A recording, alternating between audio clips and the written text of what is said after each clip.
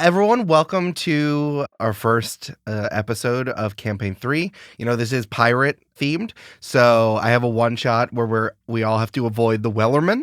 I'm going to assign you all characters. Julia, you're going to be Sugar. Brandon, you're going to be Tea. And Amanda, you're going to be Rum. Nice. And one day, when the tonguing's done, we could take our leave and go. Yay. That's true. Yeah. And now we're famous on TikTok. We did it. Isn't that song all about how, like, capitalism is bad and mistreats workers? Yeah. Yeah. Aren't all songs, Julia? Well, sometimes. Not always. Brandon, Let's Hear It for the Boy is about hearing it for the boy. It's Raining Men is famously about men as a metaphor for money and how everyone should just have money as opposed to working. Like, the government should shower men upon us, is what I've always said. No, that's pretty good. Listen, Brandon, not every song is the quintessential Dolly Parton 9 to 5, okay? And that's okay. That's okay. We can't all have songs that are just so blatantly, obviously critical about the workplace environment. Yeah. Jolene is about a bad manager, though. That's true. That's true. Yeah. I regret making this joke. Amanda, I thought that It's Raining Men is about how you can't have too little unemployment. It's actually bad for the economy. So you're filling all of the jobs now that there's all this men being rained down. That is actually just a lie perpetrated by Reaganomics, which is actually what Purple Rain is about. Oh, okay. Where it is all just a metaphor for Reaganomics. Yeah. Got it. It's Reaganomicsing men. It was weird when our GIs came back from World War II singing "It's Raining Men" and they were kicking the women out of the factories. But you know, it's an anthem. This simply can't be in the episode. American Idiot is about being an American idiot, though. Allentown. That's my safe word, guys. Yeah, No, that's good. And the Downeaster Alexa was about a ship in a storm. There you go. There it is, which we're going to be actually talking about today because we're doing a world-building, base-building episode. Yay! Just call me Minecraft Steve, baby. Because you're... I don't know anything else about Minecraft, Eric. I'm so sorry. No, I thought you were going to say just call me Minecraft Steve because I'm... Just say, Brandon, because your head's a cube. Say it's because your head's a cube. Because my head's a cube. That's pretty There good. you go. Now we're famous on TikTok. I thought you were... I thought you were going to finish the couplet there. No, I was just saying call me Minecraft Steve because I'm ready to base build. No, that's what I was looking for. That's the exact. That's what I was looking Oh, for. God. What's happening? I thought the end was implied. Let's just reverse that. I just wanted you to say it. No, it was good. It was good. The thing you said, that was correct. Okay. So what we're playing is we are playing the same game that we did when we started the campaign. Ooh. I've now fully developed that game, and I've called it This Is What My Camp Is Like, a world-building game for small places with big questions. You can find that in the world-building pack, which is at the Join the Party merch store, called 3 Short Games to Build Stories. What's that URL, Eric? jointhepartypod.com/merch/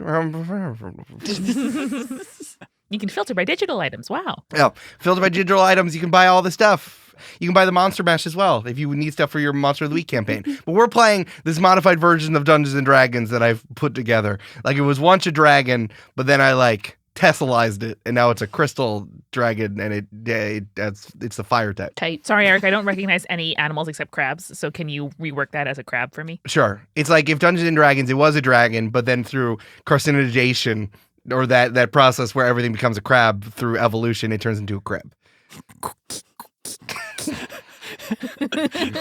Everyone was doing crab claws the whole time. Thank you so much.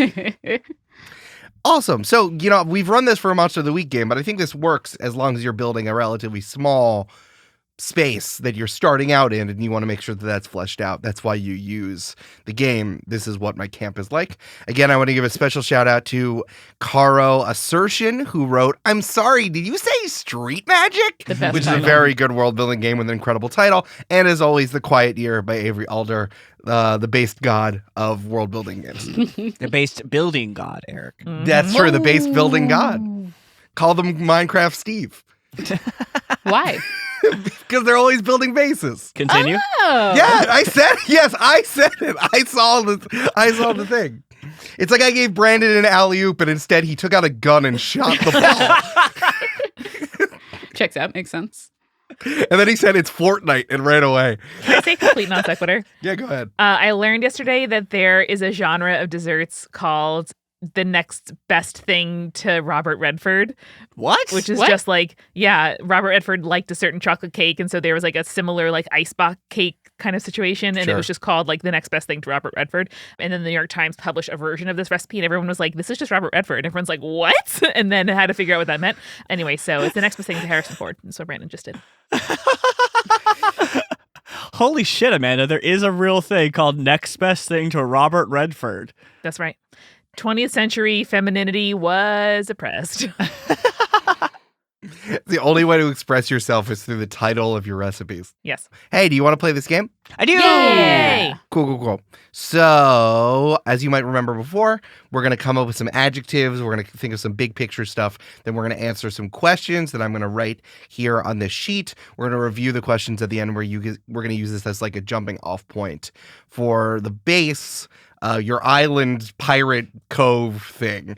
That we're going to start off because again, we're probably going to touch on this about how this campaign is going to function as compared to like straight up fantasy stories or straight up Dungeons and Dragons games. But, there is going to be more of an element of like going out and coming back, because I also do want there to be a base building element, because I was very inspired by the recent like push of what would you call like Animal Crossing and Stardew Valley, like farming building games. Mm-hmm. Yeah. And also like Cult of the Lamb, as I've talked about before, has kind of like smooshed the two together, but really sure did just smoosh two things that were fully formed and don't really mix well together, like anchovies and peanut butter. So you've had that Robert Redford dessert then before, Eric? The next best thing to Robert Redford, peanut butter and anchovies. Yeah. Anchovies, yeah.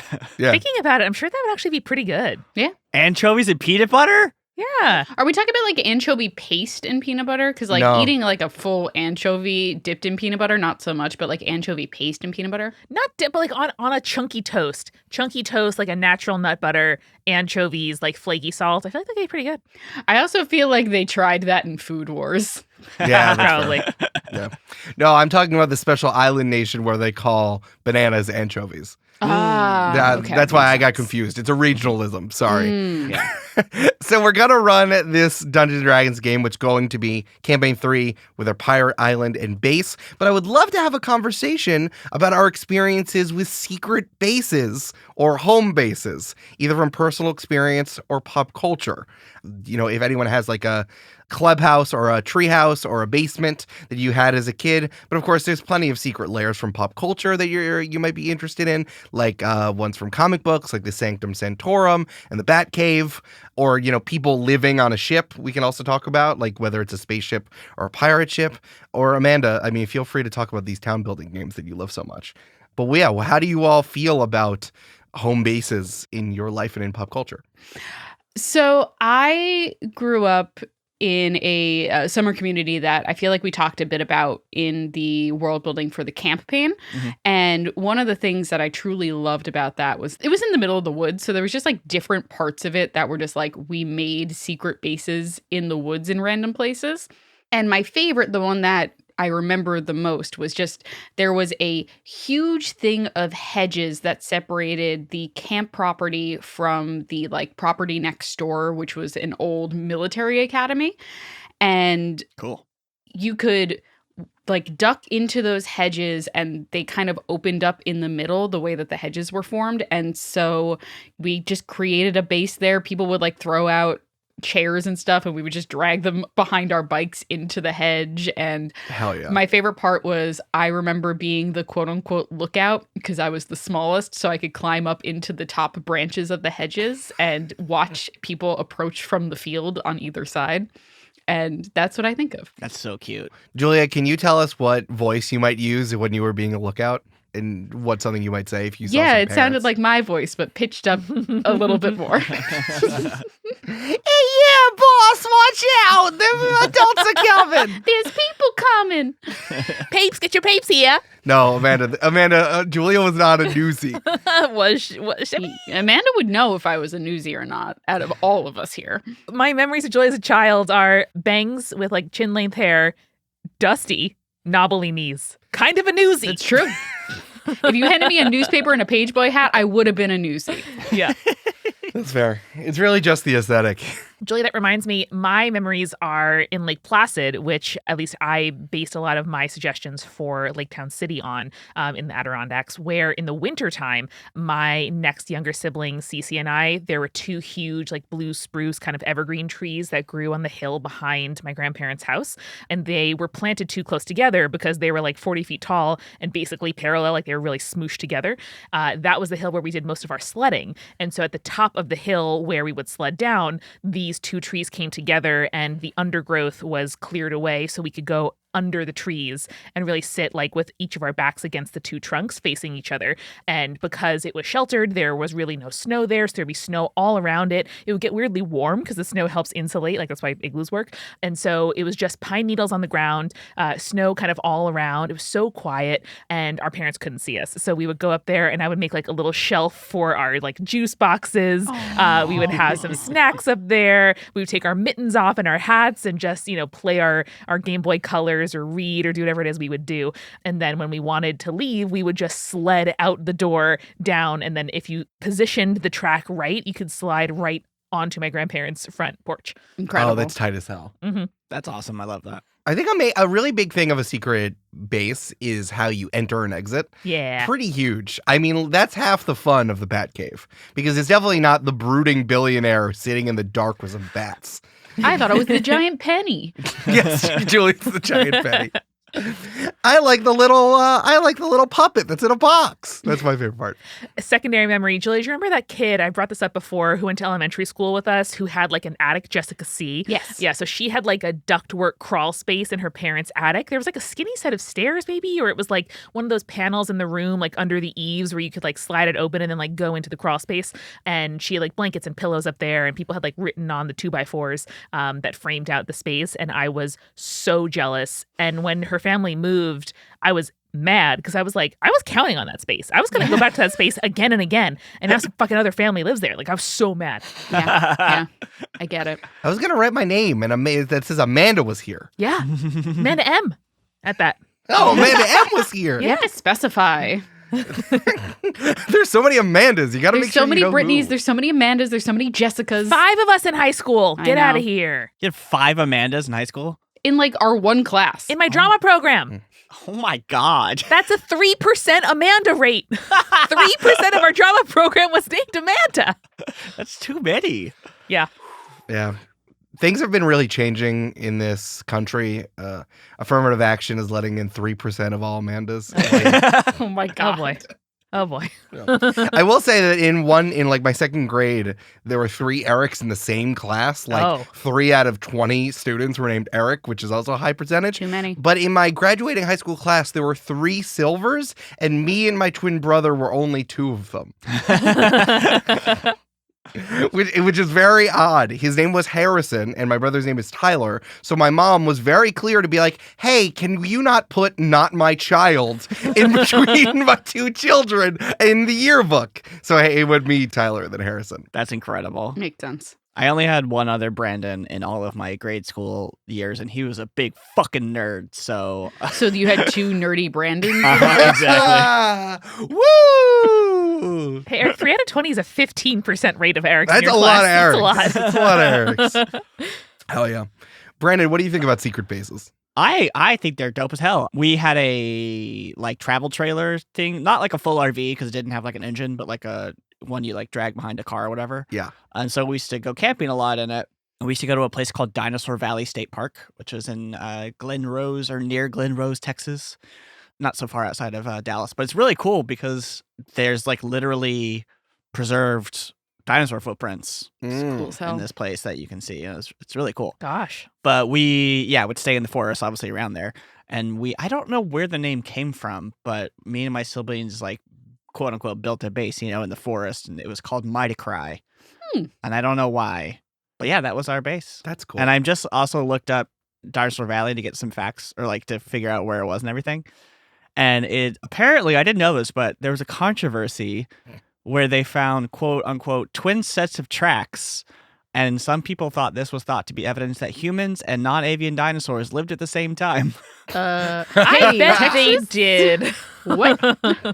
Well, Brandon, was there only one set of tracks because Jesus was carrying a dinosaur? Yeah. Oh, Eric, that's it. Jesus was carrying the people while the dinosaurs made the footprints. The Right. whole time. Oh, okay, Yeah, right. No, I no, think so. Jesus was carrying the dinosaurs and the people, but Jesus has dinosaur feet. So Right. Oh, he was wearing like right. those shoes that made it look Yes. like he had dinosaur feet? no, he just has dinosaur feet. He's a fucking biblical angel, Eric. Oh, true. It's true. Yeah. It's true.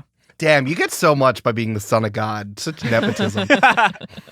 I didn't really have that many secret bases as a kid. Again, I spent a lot of my like formative years just kind of like outside with my brother. The majority of the time we were at either like my mom's house or my dad's house, which like after they divorced, like we were just in 2 condos. So we kind of just like had our own room, like where Tyler would play like Maple Story, like a South Korean RPG that he got really into, where we played Guild Wars 2. And we spent like a lot of time in like the top floor of my dad's house, which basically like we spent all the time when we were over at his place. And also like I was at summer camp, so I didn't really have as many secret bases because I was just like rambling around with some other boys. But like I did look up a bunch of like secret bases that I thought were really cool and that I was trying to remember from pop culture. Do you remember the treehouse from Kids Next Door, that one cartoon on Cartoon Network? Hell yeah, dog. And we've talked about this before with Swiss Family Robinson when we were mentioning it. Oh, gosh, yeah. For the campaign. But I really like fucking big goddamn tree houses. Yeah. I think they're really cool, and I like when they're bursting. I think that's really funny. You like threw an entire complex in a tree. Yeah, I was obsessed with the Swiss Family Robinson because, like mine, there were a lot of kids and they cared about carpentry. And they made the sickest treehouse of all time. And I love that book. I'm sure looking back, there are some imperialist, just overt agendas. But good God, that book was fun. Yeah. As a child in Disney World, I loved going to play in the Swiss Family Robinson attraction thing. As an adult, I'm not allowed to without a child. No. So it's very sad. Fair. You got to get your niece up. You got to go. I know. I also started thinking about like ships where people live and all that stuff, like from Battlestar Galactica or the Starship Enterprise, of course. Or, I mean, a big inspiration for this campaign is One Piece for me. So, like, just the changing of this giant pirate ship, and like, you don't really see necessarily where people live in One Piece, but like again, it's a thing where you can just like shove as much stuff as possible. Like they had orange trees growing on the ship, which I always thought was really funny, and like a massive kitchen where like the cook could do all of his stuff. So I always thought that was really funny. Well, you gotta avoid scurvy, Eric. I know, but it was like they were like growing on the ship. It was way too much space for how little space they had. It was very funny. That reminds me more generally of just like seeing a character's room on TV. Like saying that makes me think of characters like in the Gilmore Girls or in Sex and the City, you know, places where you can see costumes from previous episodes. You can see their hangers. You can see, you know, just like their water glasses and tissues and like just the various signs of like a lived in place. I always find so endearing. And that really stuck out to me as a kid reading like British novels also of any, you know, boarding school with a common room or anybody like decorating, you know, I remember as a kid, I was obsessed with dorm room decor, and I would sometimes see in like a magazine or whatever, like decorate your dorm room with like, you know, whatever. And I was like, God, like the fantasy of just having a space to decorate of my own was so strong. I thought dorm room decor was just Scarface posters. Was there more to it than that? No, Brandon, you're right. And there was that poster of those 2 women kissing in black and white. Yeah. No, Brandon's I had the correct. Fight Club soap. Brandon's correct. Yeah. For me, because I'm the resident comic book nerd, I always really loved the idea of like the X Mansion for the X-Men, because one, not only was it like the whole team lived there and worked there, which is fucking wild in and of itself, but also it's a school. So you just have chaotic people with superpowers constantly creating chaos in this so-called base all the time. And I just love the mechanics of chaos that kind of surround that, and like the idea that anything can happen while at this base. I was also thinking about the various X-Men cartoons that have existed. Like there was the relatively newer one when we were kids, mid-2000s illustration. X-Men Evolution. Yeah, that one. And like where it's a lot of teens figuring their stuff out, and Beast is very much a professor, which is always very funny. And like the plot of so many of those episodes is like, wow, one of them can't control their powers and it did a bad thing at the school. Yeah. And then they got to figure it out. And I think that there's like the episodic nature of some of those where it's like, yeah, let's go figure it out. Let's go do this. I think only works when, your job or your main purpose in your home are one and the same, which I think is a lot of what we're touching on here. Yeah. So I just like the idea of the small amounts of choice you get in a lot of these video games to control for the way you want to play. I'm really interested in, being able to choose how something looks. And there isn't like a mechanical thing of that per se, but it is like, the story moves forward as demonstrated by how you build things is quite interesting to me. And I've really only seen it started to get mashed up with Cult of the Lamb.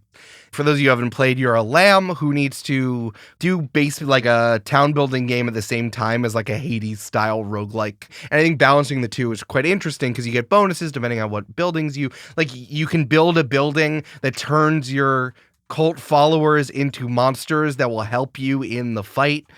You might have another thing that gives you like more hearts or whatever. And I kind of like the kind of push and pull of the mechanics as you're trying to make sure that like people don't die because you can use them for your own gain. And I think it could be cool for us to figure this out in like a campaign setting where we really do get to whatever you want, And we touched on this with the Amber and with the XP, quote unquote. But I think that being able to something tangible to level up your base as demonstrated by bonuses you can get either as like a team or for your ship or for like progressing the story, I think can be really interesting, which is why I really am excited about doing this today. Hell yeah. Hell yeah. Let's do it. All right, so let's go into the first step of this is what my camp is like, which is us looking at adjectives.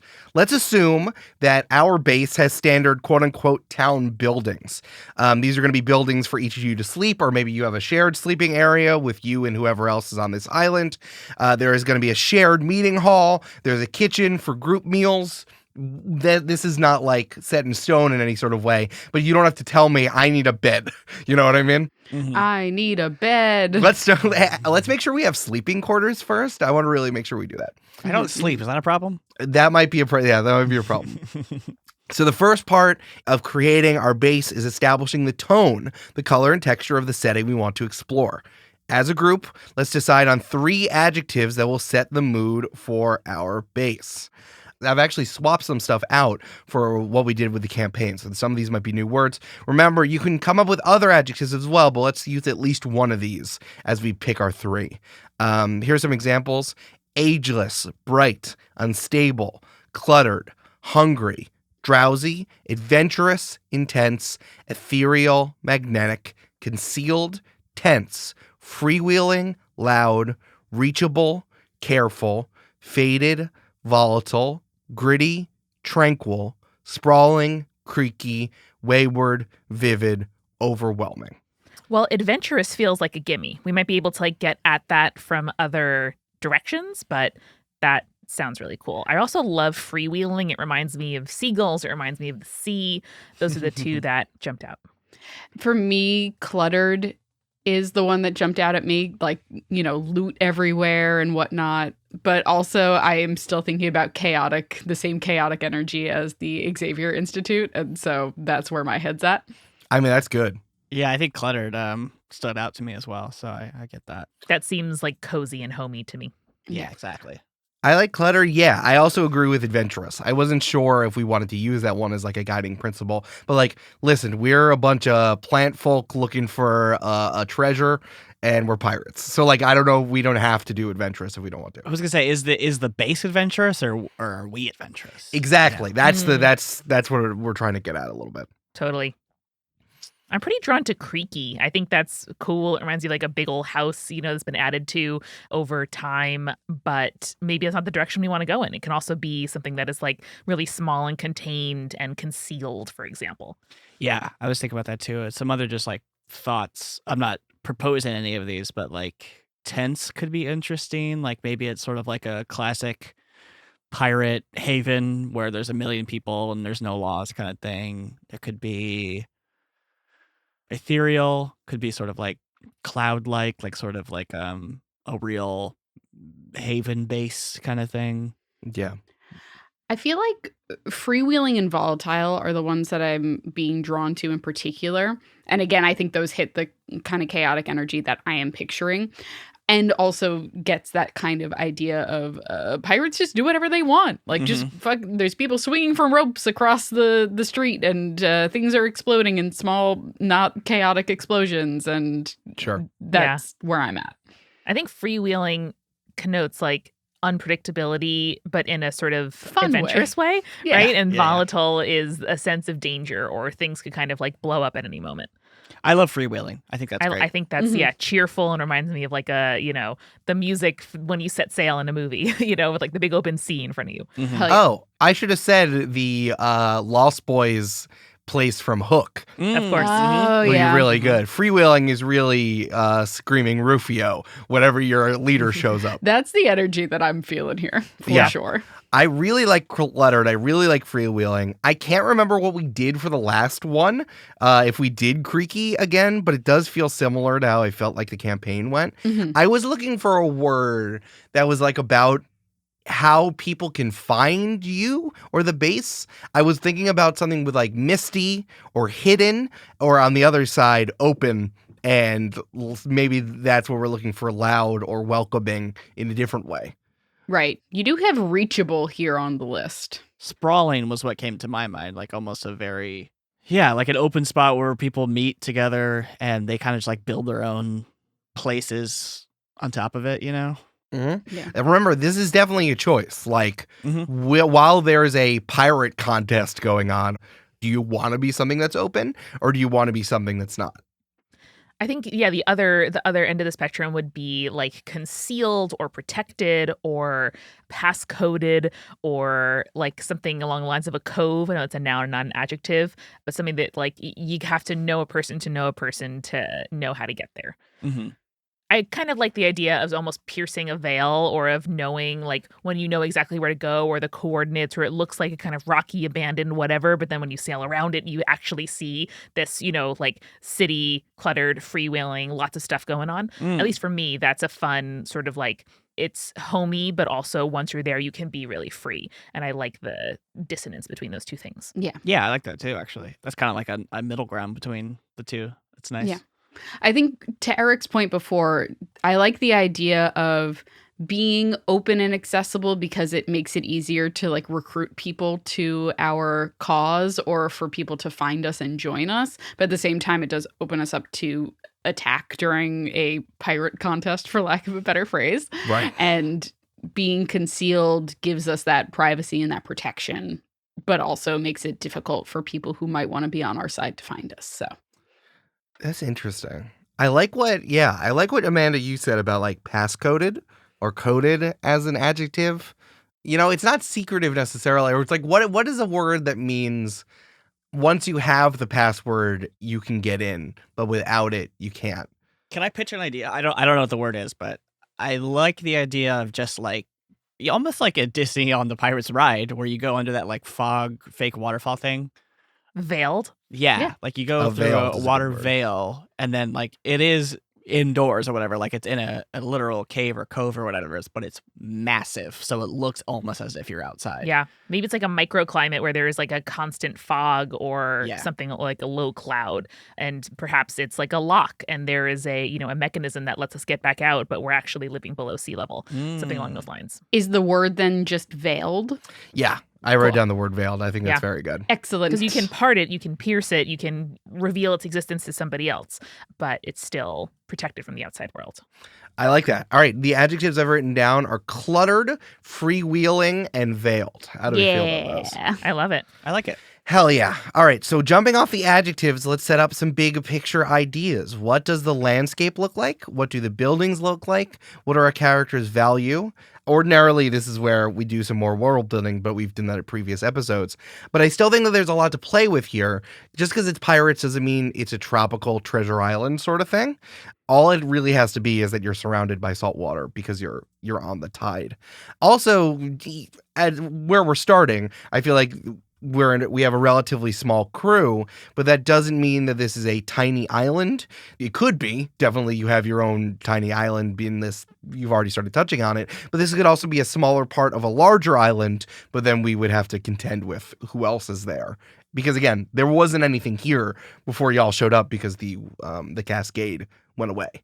So it's all about like what happened in the last 50 years in the big rush about where we're starting. I really like the suggestion that Amanda just made of this kind of cave-like thing where there's a microclimate and you have to pass through the veil in order to get through it. Mm-hmm. I also am picturing However, it's like a hollowed out dormant volcano where you have like an open same brain area over the top. I love that. Yeah. I think that is something where there's like different kind of caves and natural outcroppings that people have added on to. Maybe you add a door or you add an awning or you keep your valuables there. Or not the valuables, but like the necessary stuff like a change of clothes or, bedding and things. And I sort of like that you can claim a nook or a locker almost. And there's enough space for, your crew to bunk for the night. And, maybe somebody has set up a trading post and someone has a restaurant and, somebody is like the guy you go to for a haircut. And there is just kind of like a very kind of come as you and go, take what you need, leave what you don't, place where there is honor among thieves in this way. We've made a commune is what we're saying. Sure, yeah. We made a pirate commune. I mean, kind of, yeah. Yeah, I mean, if you want to have people in there, that's not just you, for sure. That's definitely a choice y'all can do. I like the idea that you sort of brought up, Eric, about like having other, because I imagine if it's a gold rush kind of vibe, like there's gonna be people stepping on people's toes, like that's just inevitable. Yeah. So like I wonder if like we have like the dormant volcano that's hollowed out and that's where we sort of like set up our base, but then like on the actual land level above us there are also other camps and other folks. Yeah, I think we would definitely have our own space, like the cave that is ours, and we, have our flag on it or our names or something, and, we close it. But there's people around if you need it, almost like a home in a city sort of thing. Where am I going to buy my parrots? Where am I going to buy my pirates, Eric? I don't know, man. It's how much you trade. No, I like the idea just to illustrate what Amanda is saying, that like if y'all are in the volcano cave, but there is like some other stuff happening on the island proper, which I think could be helpful. I was picturing a volcano that's like 1,000 feet wide and like everything is inside of it, but yes, me too. Yeah. Okay, no, that's fine. I think that might be better. Yeah, because I'm kind of picturing almost like a JRPG, when you go out of wherever your like town or base is and then you meet random people and you're like, hey, you should come to my town. And they're like, okay. And the next time you return to the town, they've set up a little farm stand because now they're selling carrots or something like that. You know what I mean? So the idea of as people come and join us, they add more and more to the base building, for lack of a better phrase. Yeah. I think that's very cool. This is reminding me of Marceline's house from Adventure Time, where like they're in a cave and then there's just like a house in the cave, which I just find very funny. I mean, listen, you don't have to explain why it's cool as fuck to live inside of a volcano. It is. That's tight as hell. What do you think about like the buildings, or how do you set up? I guess when you're inside of a volcano, it's location, location, location, and then everything else just fucking figures it out along the way. Is the vibe that I'm getting. Like, let's just throw some buildings together. Yeah. I think it is chaotic and cluttered in the way that we chose those nouns to describe it. So I think that fits the mold. Absolutely. Yeah, exactly. I was going to say, like, yeah, I think in the way that this is sort of a very diverse group of people coming together to live in this one spot, like, so are their building materials. Like someone maybe, built into the cave itself, into the rock. Some folks built wooden buildings. Exactly. If you have the biology to like, sleep up and down, then you have like a sick vertical space. If you can fly, then you're higher, like all kinds of stuff. If you need to like anchor your roots in at the ground, you're at ground level. I think that's awesome. And I think 50 years is just the right amount of time where like a very kind of slapped together, almost shanty town is sufficiently upgraded where it's not like, new construction, but someone has replaced the like twigs with, more like shaved down and regular wood in some of the dwellings. Yeah. I love that there's just like a giant nest in one part of it up top. Yeah. I really like that. It's just like, whoever, whatever you want, just build your own thing, and then we'll all do it together. I like that. That's a pirate way, baby. Right. Do what you want, but you must have a parrot. There's no parrots. I know. It's just, I'm imagining it's like a little beat with wings, just sitting on someone's shoulder. That's pretty good. It's like how pirates, like, there was always like bird poop on their shoulder. It's like there's always like red on someone's shoulder for the beat. I was going to say the parrot would be like 10 times taller than us. Okay, wonderful. So we have some big picture ideas here. Remember, we're not going to talk about the name of our island or our base, or as we start to talk about our ship. There's no question explicitly for it. Don't try to force it. We're just going to let it naturally come up in conversation. Robert Redfordton. Yes. If someone says a name and everyone goes, ooh, that's probably it. But if not, We're just going to keep seeing what happens, and we can just come up with it later. It doesn't have to even be during the session. Cool. All right, so let's answer some more specific questions about what we're dealing with here. I have 3 sets of questions: the space, the boat, and the needs so far. Starting with set 1, let's answer as many questions as we have players for each table.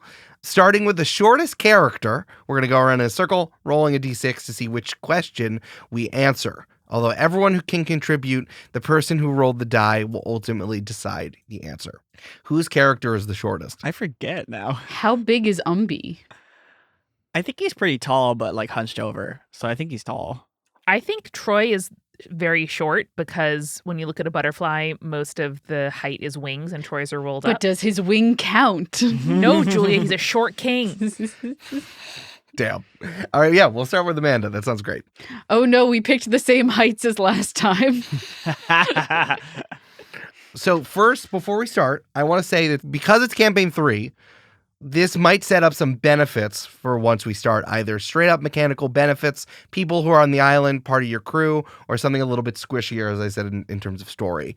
I've talked about a skill tree before, and any special things that you add will be coming up from level 0, or which is like base or non-existent, to level 1. For example, if you want a quote-unquote good cannon, that's going to be a level 1 thing, so it's only going to be a little bit better, or it's going to like exist for the first time. Like you can't just be like, oh fuck, I want something that does 100 damage right from the beginning. I don't know if you've played Civilization, but you know when you pick a certain people and they start out with like one good thing is like, oh, you start out with iron, and that's it. Like you just get iron, you don't have a nuke. You know what I mean? Just because you started with Gandhi. Gotcha. Okay. At the same time, there are things you can assume that your character would have as like personal stuff, but it wouldn't be like bonuses. For example, I assume Umbi might have a workshop, right? A place where he does his bomby things. However, it's not like a workshop mechanically. You don't get bonuses because you have a workshop, but he would have a place that he works on his bombs. You know what I mean? Mm-hmm. I imagine more like a Smeagol Gollum style cove where he's just like, Oh my god. Right, so a workshop, exactly. But like maybe you have like a tackling dummy or something to set up to mess with swords or for your Troy's gunmanship or wherever Cam does their tea stuff. Yeah. That's fine. That can exist, but it doesn't have bonuses unless we are investing like game points into it. You know what I'm talking about? Mm-hmm. Yeah. Okay, great. Hey, it's Amanda. Oh my God, it has been so exciting to see everybody get to know our characters and our crew in the world of Verda Stello over these last few pregame episodes. And I have to admit, I've been looking at my world a little bit differently. You all know I love plants, and I love most of all when my plants are growing new leaves or buds or flowers. Just seeing the little nub, come into being is so amazing. And recently I made myself laugh by imagining that my jade plant, which was growing a new leaf and looks like truly the most just adorable, chibi, cartoony leaf, that the leaf was yelling, "Hello!"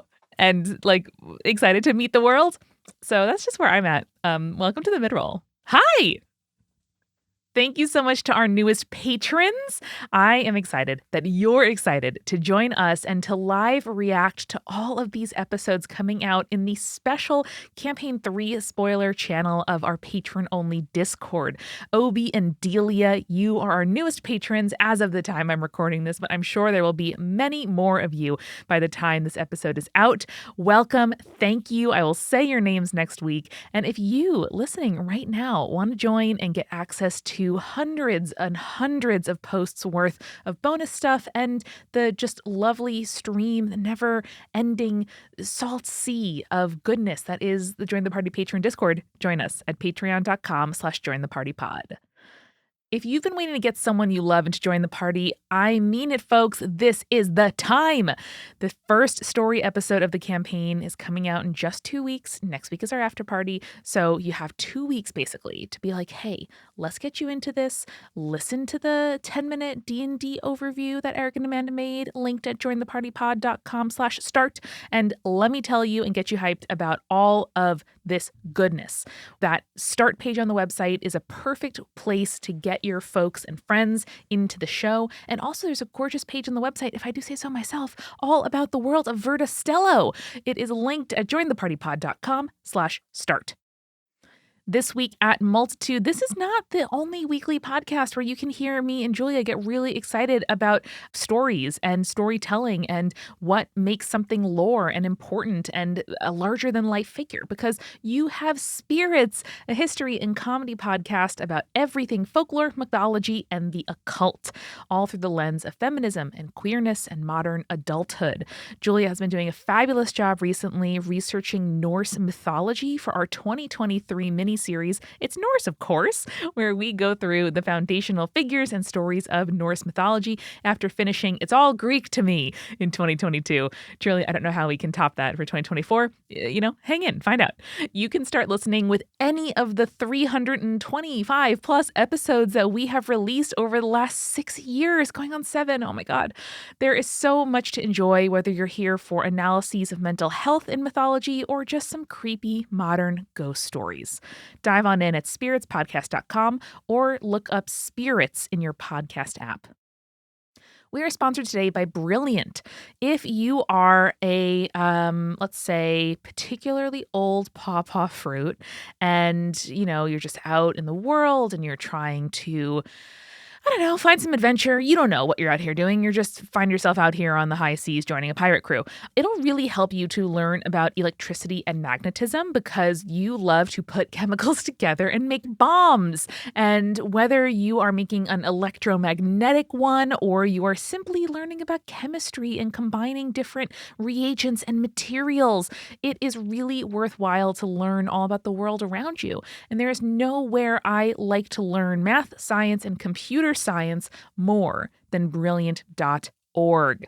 Brilliant has thousands of lessons with new ones added every month. They are a lovely team, a beautiful site, and a really, really great way to learn not just the details of math and science, but the fundamentals and why things work the way they do, whether that's trying to further your career or just learn something fun. To get started for free, visit brilliant.org/join-the-party or click on the link in the description. The first 200 of you to do so will get 20% off Brilliant's annual premium subscription. We're also sponsored by the League of Ultimate Questing, an actual play podcast set in a world where questing is a major league sport. Follow teams of heroes as they rise through the ranks for fame, fortune, and corporate sponsorship. The story is brought to life with commentator play-by-plays and hilarious in-world advertisements for fantasy products like Viagra for barbarians who need to, perk their rage up a bit, to Rakshasta brand cola. There are over 200 tightly edited 1-hour episodes to catch up on, and in 4 years of production, they have always put new episodes out on Mondays without fail. There's no dungeon too deep and no quest too questionable. This is the League of Ultimate Questing. Visit slap-studios.com to find out more about the show or listen to the League of Ultimate Questing where you get your podcasts. Finally, the show is sponsored by BetterHelp. There is so much to think about and worry about and get ready just to get the day started, and all of the things that I have to do to keep myself in tip-top shape of eating and sleeping and making sure that I dress well so that I feel good in how I'm presenting myself to the world. All stuff I'm remembering to do with my job, but also house and also friends and family and supporting my loved ones. There's a lot. And if I am not feeling like I'm at my best, then it makes it really hard to show up for others in my life. And that makes me feel worse, which just starts a really tough cycle. So I depend on therapy to help me stay in tip-top shape. You might even say ship shape. And therapy is something that I really don't know how I would get through my week without at this point. It's become really integral to my life and my routine that helps keep me strong for the ones that I love. If you want to live a more empowered life, therapy can get you there. Visit betterhelp.com/join-the-party today to get 10% off your first month. That's BetterHelp, HELP.com/join-the-party. And now, let's get back to the show. Let's start with set 1, the space. This is going to be about the island itself. Happily for campaign 3, I rolled a 3. 3! Yay! Okay. We've already touched on this a little bit, but I do want to expand here. What landscape feature is the base integrated with, or what landscape feature do buildings need to work around? So there is a huge array of elevation inside this volcano, and I am going to draw on my favorite landmark I've ever visited, which is the birthplace of the potato in Peru, where there were tiered farming, and there's microclimates like every 10 or 15 feet where it's like an upside down pyramid where it goes from ground level all the way down, and you can make plants adapt as you grow them up and down the elevations to work on mountains. So here I think that there are all different kinds of like vegetation, berries, mushrooms, flowers, all the kinds of nutrients we need growing, haphazardly, naturally all over the inside of the volcano. So there are, there's the section where you can forage for various things. Some are more humid than others. Some are really dry. It probably goes drier as you get toward the bottom, because at the top, I'm imagining like a cloud and kind of the veil that keeps the spot hidden. So it gets kind of more humid, wetter, more rainforesty as you go up. Can I pitch you a yes and where it's like, because there's only one hole at the very top, right? Like that column is where you can get like traditional plants, and then like as you go out from there and up from there, inside from there, you get like the mushroom stuff and like the. But I like the idea there's only like one single community farm that we'll all have to use at the bottom of the base, because it's the one that gets the most sunlight. Where the sun goes, and it's like there's only a cone where the sun comes in exactly, through the top of the volcano. I think that would be really interesting if there was like a kind of community plot in the very center. It's like our mini open fields, right? It's where people with who like to farm or know enough how to do it can get that done. Yeah. I don't think I changed anything you said. I just thought that was funny. Oh, yeah, I know. I also think it's funny that like rain only comes in through the top in like one segment in the middle. Yeah. Which is also very funny. Those are where the mushrooms would grow, right? Like damp and kind of shadowed, like it would be in the crevices, kind of near the top of the volcano. Mm-hmm. That's also probably our only fresh water supply is the rain that comes down from the big hole in the top. Oh, so maybe there's a big like water tower collection thing. Catchment. Like on stilts above the farm or whatever. Yeah. Or there's just like a really big basin in the bottom just to grab everything. It's a catchment. That's what it's called. Oh, there you go. Look at that. Catchment. Well. It's a fucking catchment. It's a catchment. A water catchment. Yeah. I'm still trying to figure out like where the boat can come into the cove, but maybe it's just like on the side, and there really is just like a bunch of volcanic rock, like the majority of that stuff. So you have all this stuff to play with, but there's also it goes up and down. What if? Thank you. What if? You Marvel presents What if? You sail in almost at the middle of the elevation, and then there is a cove, and there's land sloping downward more into the bedrock, and then there is a lot of space upward. That makes sense. I think that makes a lot of sense. That's fun. Yeah. Yep. Boat elevator. It's called a lock, Brandon. No, but see, a lock does the water. I want like a net that takes the boat up. Oh, sure. I mean, that would be cool as hell. That definitely. Yeah. There's like a modified fishing net, but it's not fishing. It's something else. Pulling seaweed from the ground and pulling it up. That would be tight as hell. All right. Who's next? Kelp collector. It's me. Cam, Julia. A 1. A 1. Oh, Julia, once again, you're answering the question about the water. What is the sea like around the island? Describe the water with 3 adjectives. Oh, interesting. So I like the idea of it being coved. So there is a cove in which one has to navigate through in order to get to the entrance, the veiled entrance. Mm-hmm. In particular, I really like the idea of a hidden reef or something like that. So you do have a lot of people who get wrecked outside if they're not careful. Absolutely. Hell yeah. I also really like the idea of the water being a different color than the water that surrounds it, whether it is either more pungent or less pungent. I would ask my other players what you think is more interesting. Vivid, yeah. More vivid is a good word. Yeah. Oh, sure. I think it would have to be more colorful, right? In order to like hide the reef. Right. I think if it's like very green, maybe there's a lot of moss. I'm picturing like moss growing on wrecks and like algae and other kinds of stuff that would get swept away on the open sea. If we went from like a grayish blue of the open sea into like a really mossy green cove, I think that's pretty tight, especially if it's humid with the veil. That is great, and also leads to the other thing that I had in mind, which is, I don't have a single word for it, but the idea of like a very large kelp forest outside of the island, like surrounding the island, maybe in the same cove area, which allows for farming of kelp and making that a resource for us as well. And for little baby otters. Mm-hmm. Kelp for little baby otters. Yeah. Kelpie is a fine adjective, Joel. Kelpie, yes. Great. Kelpish. Kelpish. Yeah. Kelpie with a Y instead of an IE. Yeah, oh, for sure. You know what's interesting? I mean, everything you've set up here is that there's a hidden reef. It's very opaque. There's a lot of kelp. There's definitely some shit in the water. Who can say? 100%. There's gotta be, because like there are shipwrecks. We know monsters love to hide in shipwrecks. There's a lot of food source. If there's kelp forest, there's a food source straight up. So there's gonna be some sea monsters around this island. Crab. And some loot if you're brave enough to go in there. Big crab. Exactly. Big crab. Oh, yeah, mussels all over the place. You know what? There's a giant crab around the island. 100%. Giant crab. I haven't not thought about like what monsters, quote unquote, are going to look like so far, but there's going to be some cool water bug monster crabs. Yeah. I love it. It has water wings, so it flies better in the water. I love it in idea. If I saw it, I hate it. Yeah, that's going to be tight as hell. Yeah. I like that. Water monster. I'm writing down crab in the water. Crab in the water. A pirate in the sky. Brandon, it's your turn. Oh. Here's that tall fruit. 4. Great. Classic Brandon.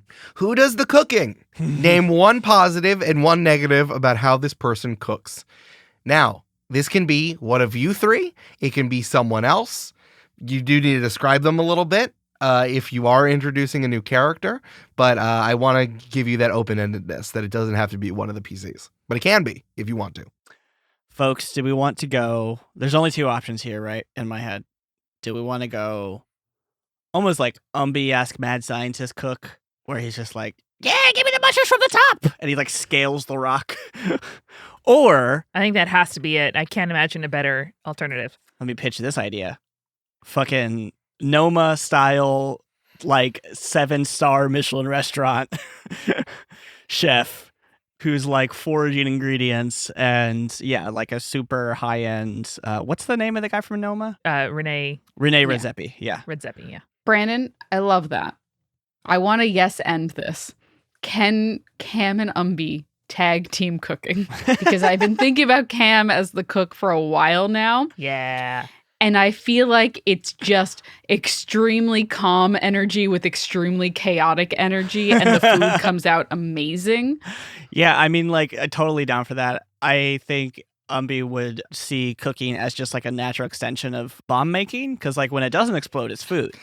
So, boy, I just imagine Troy putting his boots up, playing cards, and being like, "Whatever you got, man." Yeah. I like both so much. Obviously, I want your characters to get fleshed out, but man, I sure do want an exiled restaurateur to be making high class shit in the middle of your camp. Eric, I think we do both. I think me and Cammy cook especially when we're out somewhere on the open water. But there should definitely be like a Noma restaurant in this case. Mm-hmm. Oh, I'm Absolutely. 100% picturing the like first time we came back after the Noma restaurant set up while we were out at sea, and we were like, excuse me? Troy touches a single bubble like, what the fuck is this? It's good, but it's not tea. Right. So I'm going to have to come up with some adjectives to describe gastronomy now. Thank you. Molecular gastronomy. Okay, positive and negative here. The positive, I assume, is really good high class shit. The negative is this chef has problems because they were exiled and now work for pirates. I don't know. What do you think? is it just that either it's too expensive for the pirates or it's just underappreciated because most of the pirates are just like, give me the food. Yeah, I think most pirates would be like, I will just eat the berry raw. Like, why would I fuck with that? And why would I want to compote? Like, this is the absolute wrong audience for this person's real art. I love it. I think he like uses like everything is natural, right? Like there's no plates, no silverware. Like he uses foraged things for that too. Like he used like coral as a plate or something, and they eat the coral, and he's like, oh my god, guys, seriously. Right. Just because it is the plate doesn't mean it's on the plate. Yeah. Okay, high class chef, but it's incredibly unnecessary and no one knows what to do. That's very good. Yeah. But no rules, baby. He ain't got no rules down here. No rules, just right. It's called the Outback Steakhouse. Outback. No, it was a joke. No. I wrote down Outback Food House. Oh god. Shit. All right, we'll come back to it. Okay, let me roll. The tallest member of our party, DM Eric Silver. I rolled a 2. What wakes up everyone in the morning, or what makes it hard to sleep? It's good. It's got to be the sleep one, right? I think so. I mean, this strikes me as a city that is never quiet. Raucous games and fights and impromptu competitions. Like, you never know who's going to be rolling in at whatever hour of the day or night. And so I imagine that, like, after dark is when pirates thrive, right? And that's when people come out to party and hang out till dawn. Mm. So I did just Google, are crabs night feeders? Great. Because the idea of a crab just being so loud while it devours something huge and gross, keeping us all up at night, is extremely funny to me. Julia, I think that's it. I think you nailed it. I was thinking of that, either like it was an animal that kept people up, and I think that what we did about these water monsters, them feeding at night, is very funny, and you just hear like... The other one I had was someone just at like 4 a.m. You just hear a scream from the top of the volcano every night.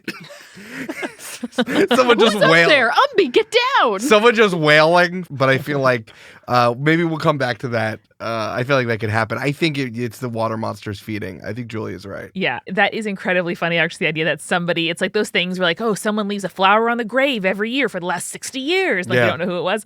I love that. But the concept that like the big crab feeds in like the hour before dawn. And so you can come anytime you like, you can leave whenever you want, but people are like waiting in the cove in the morning before they want to leave for their dawn adventure to be like checking their watches like, all right, did he finish his meal? Like, we gotta wait before we go. I love that. Right, because then the water monster takes a nap right after they feed. Exactly. It's a great time to leave. I love that idea because like that means that there's an hour within this town city thing where there is no escape. Mm-hmm. Yeah. But then there's a 2-hour window where you know it's safe, and then everything else around it is such a crapshoot. It's about navigation and it's totally like hidden. I think it's neat. Yeah. Yeah.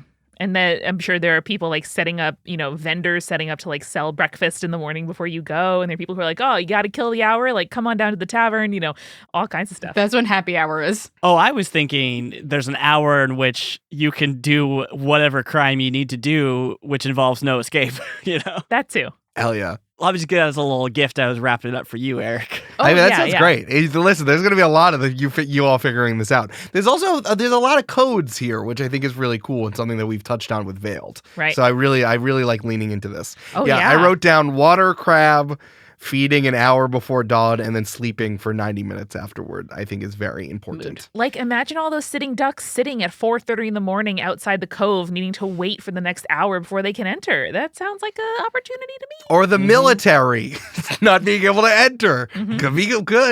Could be a nursery. Could be a nursery. All right. Be a nursery. Set 2, the boat. Let's talk about your ship. Mon friends, let's shift one to the right here.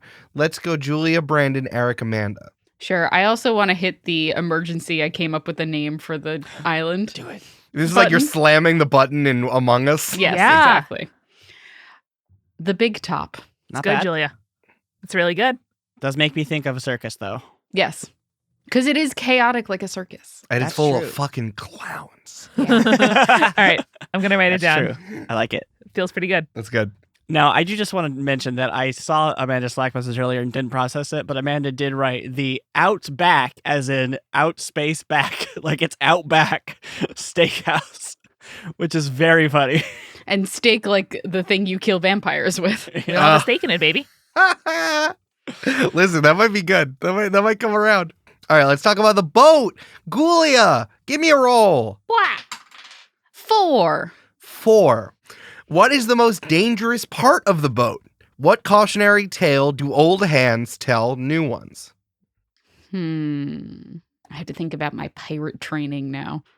You know, me personally trained as a pirate. Yeah. I think that there's some different things here. I think that I didn't want to be like, what part of your boat fucking sucks? What part of your boat's bad? But I wonder, like, there are plenty of things that could be dangerous, whether it is broken and you haven't fixed it, so you got to do a convoluted thing. It's like when a can opener is broken and you're like, yeah, avoid the pointy part. We were to just use it like that. Mm-hmm. Or you have to use a knife to open cans. So it could be like something that's broken. It could be something that's actually dangerous, whether cannons or the engine, or it could be something that's extra dangerous because of the area. Maybe like pulling up the anchor is dangerous because someone got hurt on it, even if you wouldn't know it was particularly dangerous. Like pulling up the anchor and it sliced someone in half or something. It happens. Let me pitch you an out of left field idea that I'm not supporting, just something to chew on. If we get this boat secondhand somehow, whether it's stolen or purchased, it could be an area of the boat where, like, you know, someone died and it's a spooky area we don't go into, 'cause that's where the ghost lives. It's pretty good. Pretty good. Mm-hmm. I like that. Also, if you stole it or it was secondhand, there could be like plausible deniability to never look at the papers.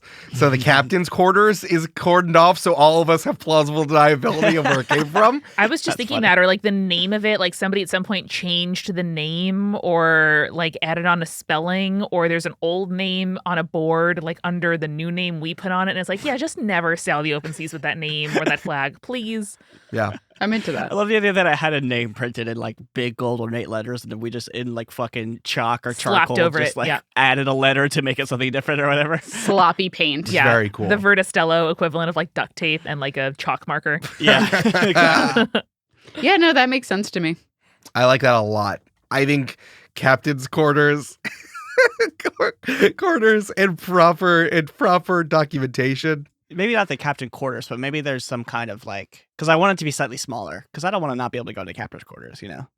Oh, I think it's like wherever they keep the official documents. That's why I assumed it was in the captain's Like quarters. a ledger or something. Yeah. There's like a lock cabinet that no one goes into. Yeah. Exactly. Like, so the captain had some kind of container in his quarters that we don't open. Well, traditionally, there is such thing as a captain's chest, which is like a very fancy sea chest with pockets and like things that you can lock and such. So maybe there is like an old, it used to be really fancy, like the equivalent of like a Louis Vuitton luggage, but it's a trunk and it's locked and there's like the dead man's clothes in there. Maybe it could be helpful, but it's also got the papers and we don't need to know whose boat this was.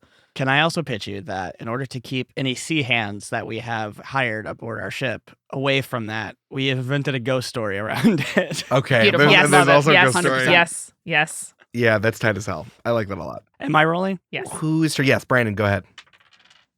By the way, I saw quince for sale yesterday and thought, but that's the wrong fruit. Uno. 1.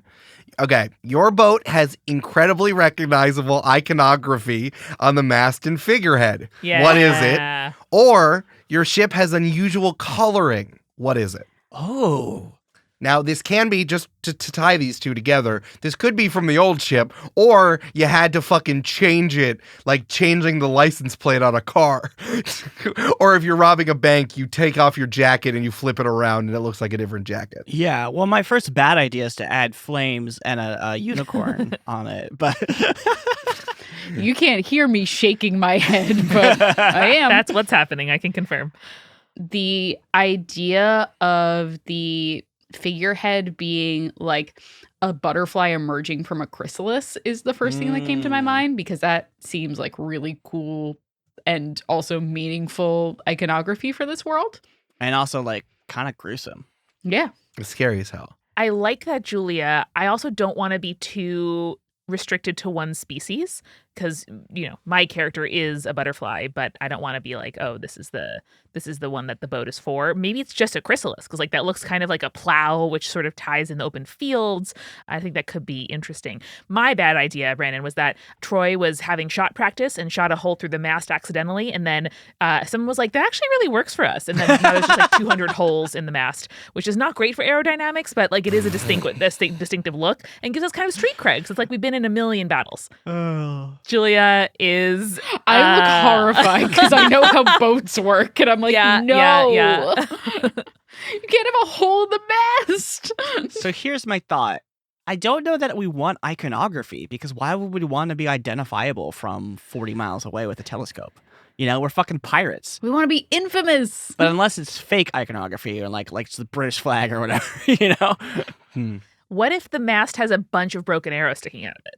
Well, then that was my second thought when you said that, Amanda. What if when we got the boat, we distressed it? Yeah, we distressed it to make it look non-threatening, sort of, and so when people approach it, they think that we're at a disadvantage, and then we just have the advantage on them.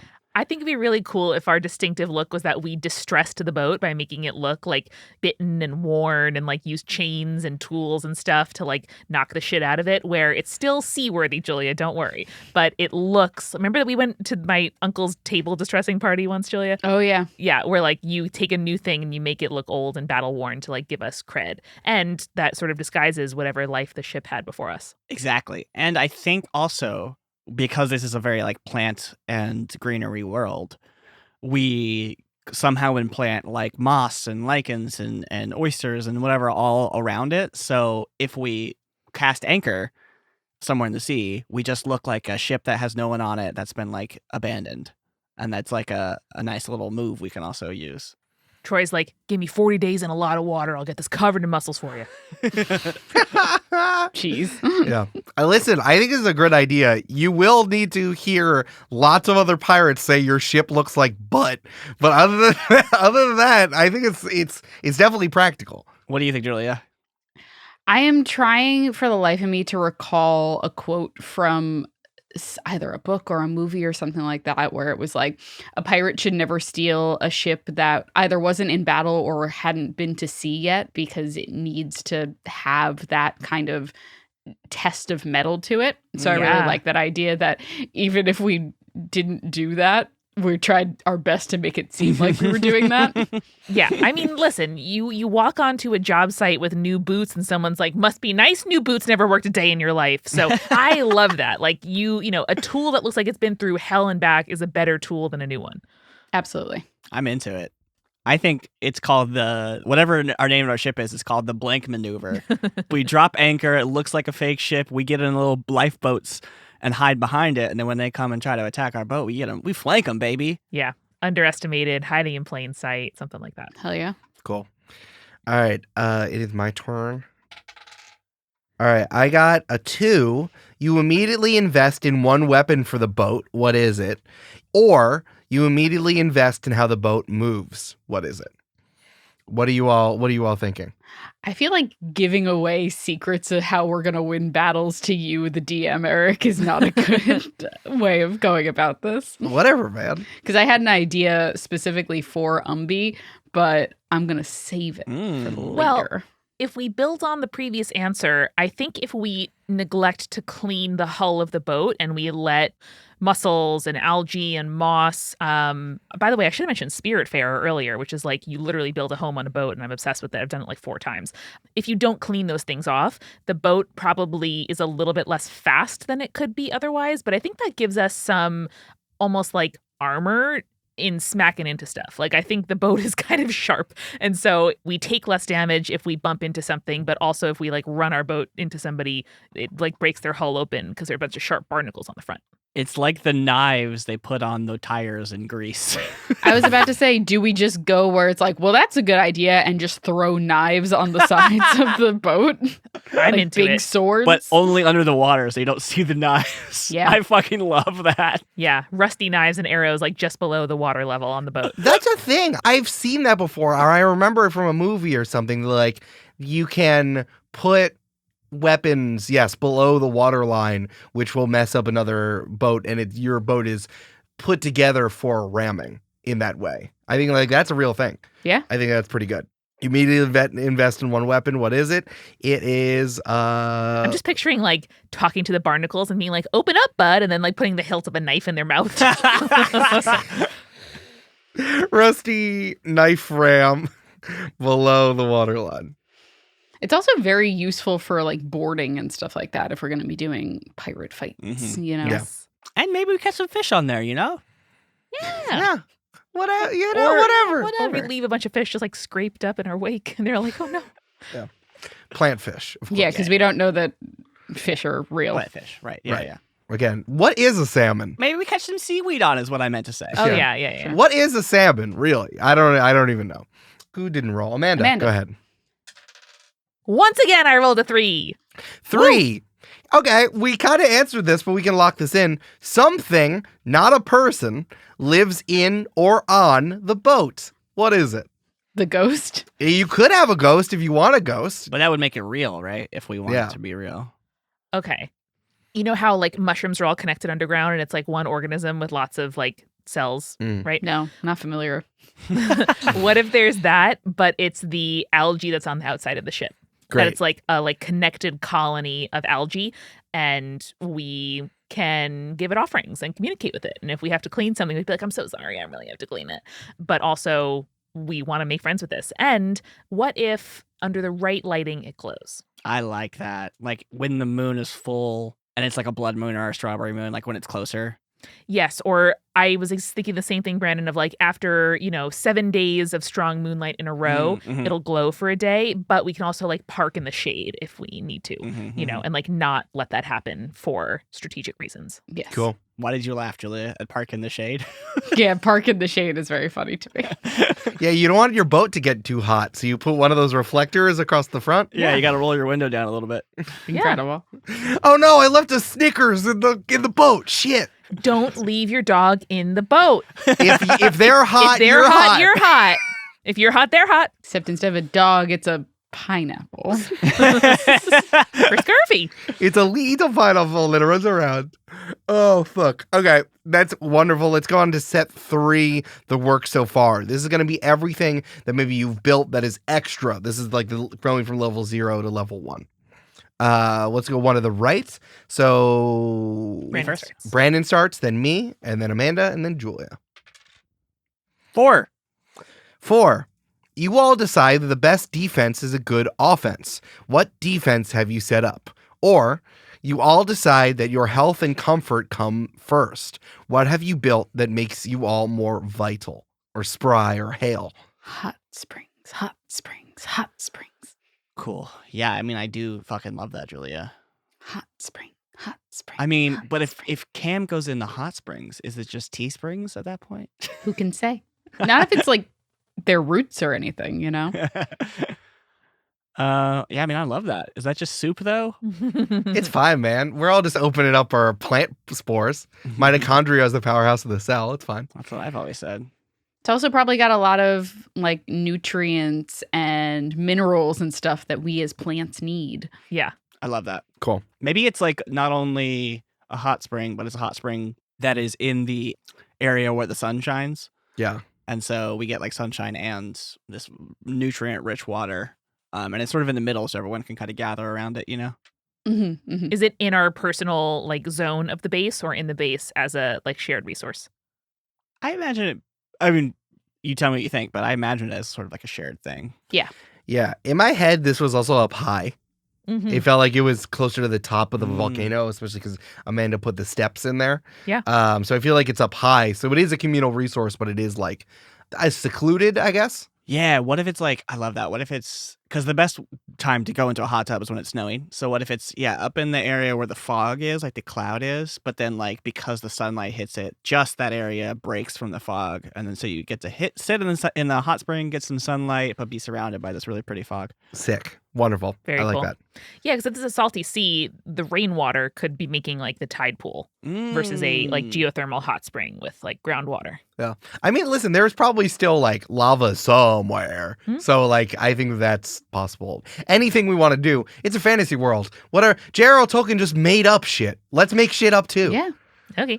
There's Ents, you know? Like, fuck. Yeah. But all of our wives are gone. We lost them. Weird. They've made a lesbian commune. Huh. My beard is of grass. I have a big grass beard. All right, yes. Hot springs up high. I love that. Oh my god, imagine an Ent named Grass Goatee. All right, I'm a roll. Oh, here we go. Someone has washed ashore. What is their particular set of skills? Why are they not as good at that skill now? Is this just Gulliver from Animal Crossing? It could be anybody. It could be anybody. Gulliver is the like toucan guy that washes on shore, and I have to go digging in the sand for his communicator. Oh, really? That's very funny. Thank you. Thank you for clarifying. Thank you. I wasn't sure. This could be the restaurant guy that we said before. This could be someone else. But the restaurant guy is good. Yeah, just not appreciated. That's true. He's just not appreciated. Yeah, I wonder if there's someone like very specific, something that you would need. Maybe like here's one. Maybe a like fashion designer from the vertical, like the cities. And now someone's mostly like, can you give me 100 pockets? Or can I store my bow in my pants? Just like wild engineering questions. You're like repairing a tattered sweater that's somebody's favorite. And he's like, I'll do my best. Yeah. I really like good. that. That's very sweet. That's funny. I was also thinking of Doctor with Amnesia. That could be good too. That is really good. He washed up there like, how'd you survive the monster? And he's like, I don't know. What? I don't know. What are you talking about? I do love this idea that there's some kind of crafts person or service person where like they think that they're really good at their job and they're not. They're fucking bad at it. But everyone loves them because they're so like nice and charismatic. So they buy their services or whatever anyway. It's just a guy with a French accent. Inexplicably. We all assume that they're good at doing tailoring because they have a French accent. And every time we get clothing from them, it's just like, it looks like bags. The pockets of trapezoid, yeah. It's the same cloak every time. But they're very good at making that one cloak. Yeah. Or I was thinking too, like somebody who maybe was an artist, or like a tapestry weaver, and now they know like 3 kinds of knots, and everyone's like, okay, like I know how to do this knot better, but like let's support Jerpathy. I'm writing down French eggplant who does fashion. Yeah. Incredible. I think that's an aubergine, baby. Yeah, Brandon, that's his name, Brandon. That's his name is aubergine. That's why I was yes. Yeah. Oh, I like that. Who does fashion also has amnesia. Why? Why not? Just because. That's why they make the same cloak over and over again. Julia. Yeah, because they forgot. Fair. They know that they were a fashion, but now they have no idea. Wonderful. All right, who's next? It's me, and then Julia. 6. Nice. First 6. Here we go. The base has something new that's purely for entertainment. What is it, and where'd you get it? Ooh. When you said entertainment, I thought of like a theater troupe, which is bad because that means we stole a theater troupe. Well, Julia, my first thought was puppets. Puppet company. We just stole Geppetto. Yep. I do like it a lot. I don't want any other options. Everybody donates their old socks to the puppeteers. No notes. Okay. No notes. Eric has some Eric, notes. notes. Write it down. I just want to say, when I wrote this down, I would be like, maybe I'll get into golf or a frisbee. It's a boat, but it's a mini golf course. Hold on. That's real floating mini golf in the cove. That's pretty funny. I just thought it was pretty fun. good. I was thinking of an item, but I love the first thing you went to was we stole a puppeteer. Yeah. Okay. It's a boat. What do you want from me? But also a boat that we turned into a mini golf course is also very funny. Well, what if it was a boat that like crashed up on the bay or whatever it is, and then like it had a chest full of puppets, and we didn't know what to do with the boat because it wasn't seaworthy anymore, so we made it into like a little entertainment zone where there's a puppet show and a mini golf course. Can we have both? Eric, can we have mini golf and puppets, please? The only thing that would let you do it is if you get no extra people. That's what I'm saying. Is like I was thinking item, and you all immediately went to we stole a theater troupe.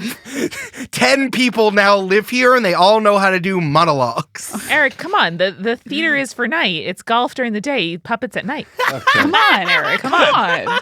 Obviously. You were born yesterday? You remember puppets at night? Sailors take warning. Yeah, okay. I'm going to say entertain. I'm going to go with entertainment zone. What is the thing called in Disney where you can drink on it? Pleasure Island? Oh, yeah. It doesn't exist anymore, but yes. It's a pleasure barge. Basically. Yeah, it's a pleasure barge. The entertainment not for sex, zone. only for sport and art.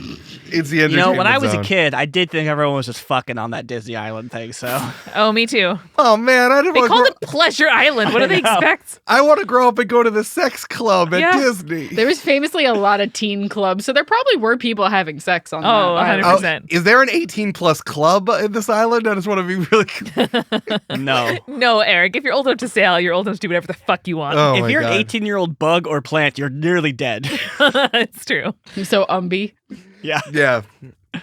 Fuck. All right, let me go back to the original thing. If you want a puppet, you can have a guy who is a puppeteer if you want. But if you want a bunch of random fun shit, you'd have it to be stuff. I don't think we kidnapped anyone. I think there's just a trunk full of puppets that washed up and people took to it, you know? Did one of us learn shadow puppeteering? Is that what happened? I really possible. like Trunk Full of Puppets. Is very funny. I don't want to kidnap people unless I have to. Okay. Or it's a parrot. I will kidnap a parrot. We're pirates. We should be allowed to kidnap people without consequence. Listen, I think it's self-serve. I think, sometimes people put together a puppet show and everyone's really proud of them and goes to support them. Sometimes, you stop by with your buds and you do the mini golf and you return, the golf clubs and stuff to the place. No, we're not doing mini golf. We're just doing Trunk of Puppets. No, why can't we do both? Okay, fine. Golf during the day, puppets at night. Golf during the day, puppets at night.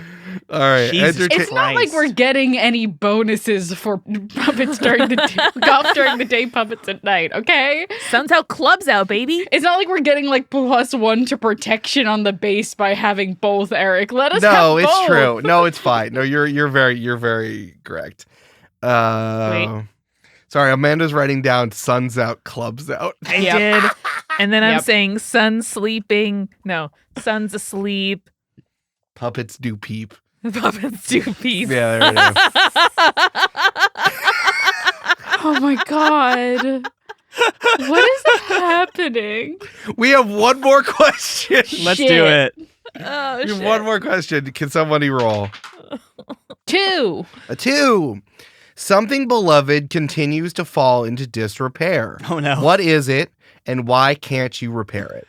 It's the entertainment zone. Oh, no. It's not the entertainment zone. This would be something basic that has a drawback on it. Unfortunately, you only had a 1 in 6 chance to roll this. There is going to be something that's falling apart.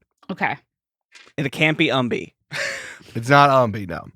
I'm trying to think of like a beloved thing in like any sort of town. Amanda, you're the town builder game player here. What's a beloved thing that often is in one of those games? Yeah, there's often like a town square with like a statue or a clock or a fountain, some amount of public space. Oh, a clock is good. I imagine something was like erected when the people like first came here, like 50 years ago, whatever it is, you know? Mm-hmm. Yeah, so I think a clock is very cool. It gives me big Back to the Future vibes. And it just doesn't work because there's constantly seawater and all of the gears. Seawater corrodes metal so fast, so I love the idea, Julia, that the clock has not functioned for years, but we're so sentimentally tied to it that even though it's like rusty and decaying and when the breeze is too strong, you get like a face full of rust, it's still a thing that we all love. I also really like the idea that it's someone's mission to constantly be trying to steal parts for it and try to repair it, and it just lasts 2 weeks and then everything's rotted out again. I mean, if you're new, the clock is really important to know when you need to avoid the cove, and Yes, the rest of exactly. us just learn it in our bones. That's great. Yeah. That's exactly what I'm thinking of, is that like so much of pirating and what you've kind of put out is coded. You need to know the rhythms of everything. And the clock is supposed to tie everything together, right? Like a quote unquote government time or a standard military time is, that's why clocks and fucking time zones exist, right? And the fact that you are not on any sort of time is kind of bad. But then again, it's bad only as it divorces you from quote unquote society. The narcs. Yeah. Yeah, exactly. So I think that could be that's actually very, very interesting. I just had a thought, which was instead of having circadian rhythms, because again, we're not, humanoids or anything. You've crustacean rhythms. I was going to say circadian rhythms. I thought, Julia, I'm like, why would you say that? It's already cicadas. Why? Yeah. Glad we're all on the same page. So we only sleep once every 17 years. And for a long time. Yeah, I mean, there's really something. I remember I had a professor who said, your body kind of just understands stuff. If you go long enough without an alarm, you will start waking up at the same time. And it's true. I do that now. I wake up at pretty much the same time every day, and I haven't set an alarm for years. So I think that there's something here which is very interesting about not having a clock. And if someone official tries to tell you to do something, you're like, can you tell me what that means on the tide instead of a time? Is that high tide or is it low tide? How does that have to work with your giant crab that eats? How many hours after the giant crab eats is that? Yeah. I was just kicking around feeding time as a sort of shorthand for the no-go zone in the cove, which could be fun. That's very cool. I love that. I think that I don't want to kidnap, but I do want to be a pirate. So I think maybe the the biggest move. Initiation is when the clock strikes 4:00, that's when it's best to leave, and that's just feeding time. And if they don't figure that out, then they just get eaten by the crab. That's pretty good. That's fine good with stuff. that.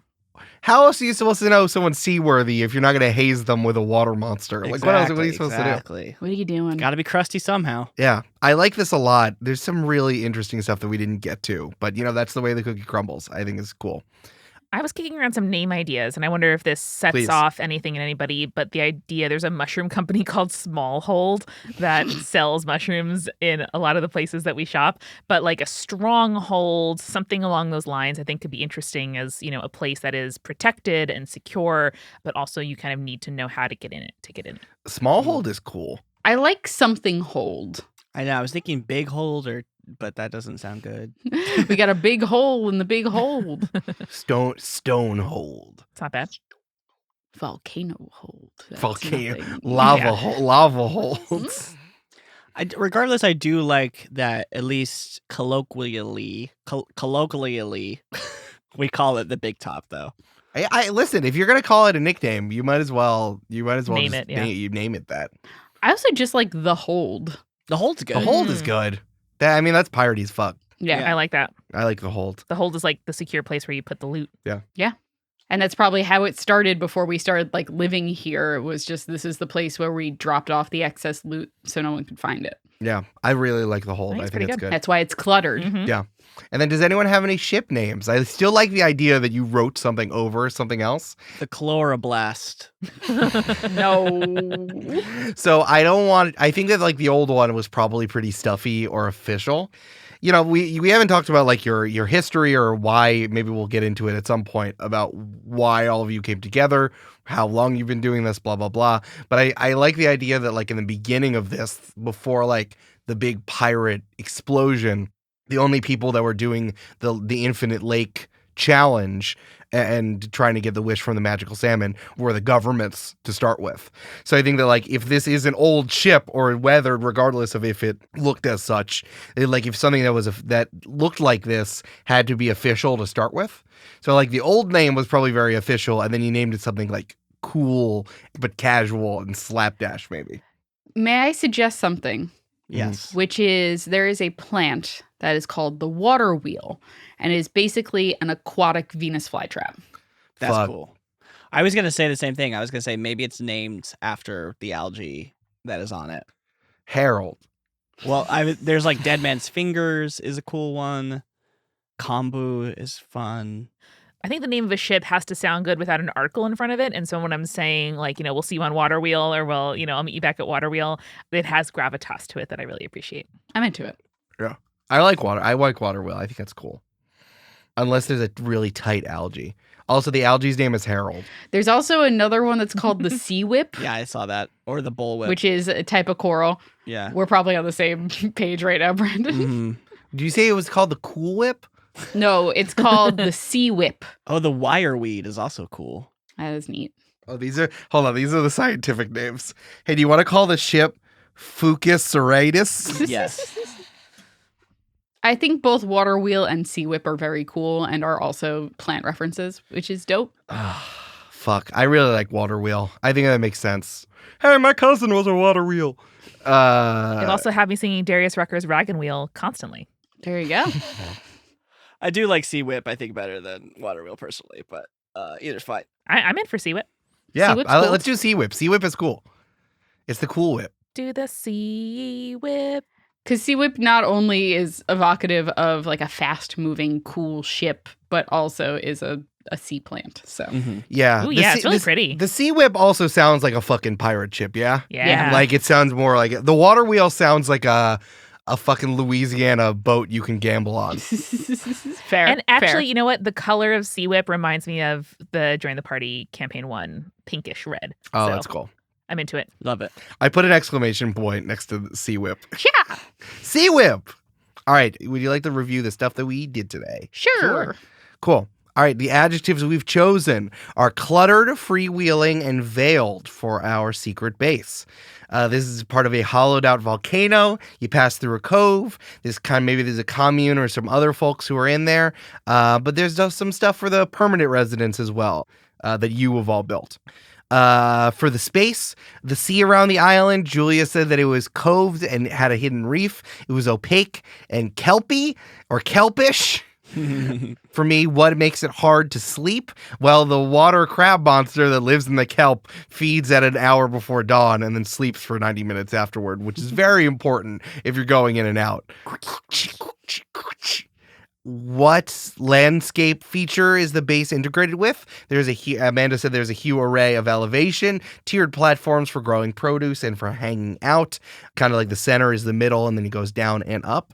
And Brandon wanted the person who does the cooking is a Noma-style, high-class, incredible 5-star chef, but it is way too unnecessary. No one knows what the hell that they're doing, which is very funny. And we have Outback Steakhouse as the name of the restaurant. Potentially. Oh my God. No, that's definitely what it is. I like All it. right. I like it a lot because it's out back of all of the buildings. Yep.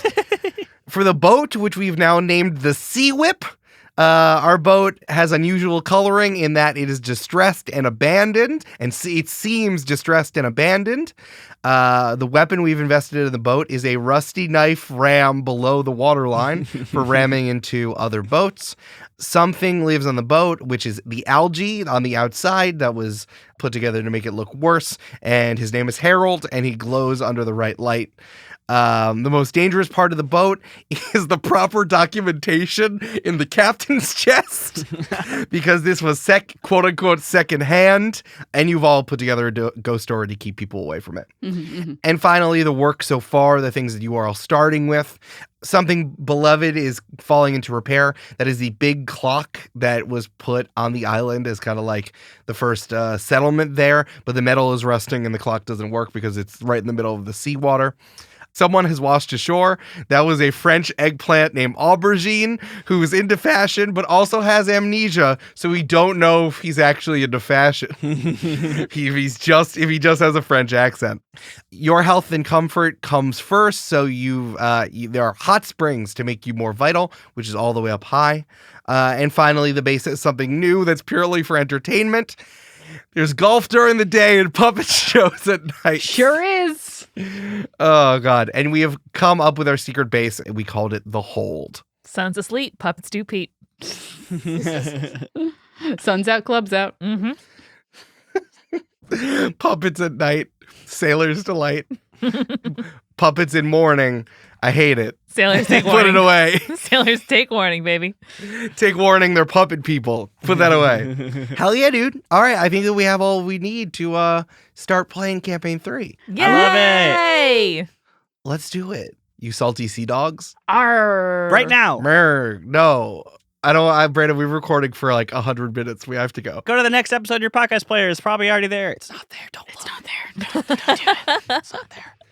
All right, hey, we're here at Campaign 3. We're all playing, so let's see what happens.